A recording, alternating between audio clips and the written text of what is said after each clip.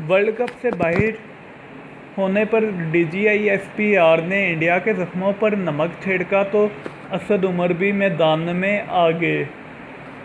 DGISPR major general Asif Ghafoor ने India को हराने वाली दोनों टीमों न्यूजीलैंड और इंग्लैंड के फाइनल में पहुंचने पर इंडिया पर ट्विटर के ज़रिए हल्का फुल्का तशद्दुद किया तो रुकन कौमी असम्बली असद उमर भी मैदान में आ गए।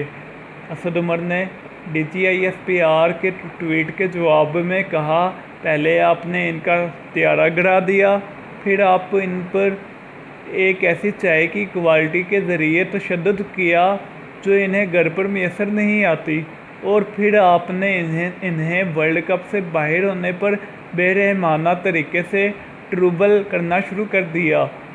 असद उमर ने DGISPR से दरख्वास्त की कि इनके टूटे दिलों पर कुछ तरस खाओ।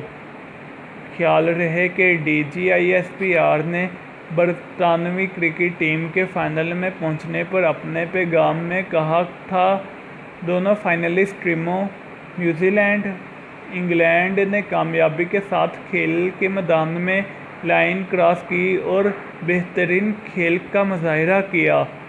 दोनों टीमों के लिए तारीख रकम करने के यकसा मौके हैं, क्योंकि दोनों ही पहली बार वर्ल्ड कप जीतेंगे। यहाँ ये वजाहत भी ज़रूरी है कि इंडिया ने 26 फरवरी को पाकिस्तान की लाइन क्रॉस की थी, जिसका जवाब 27 फरवरी को अभिनंदन की शक्ल में पूरी दुनिया के सामने आया था।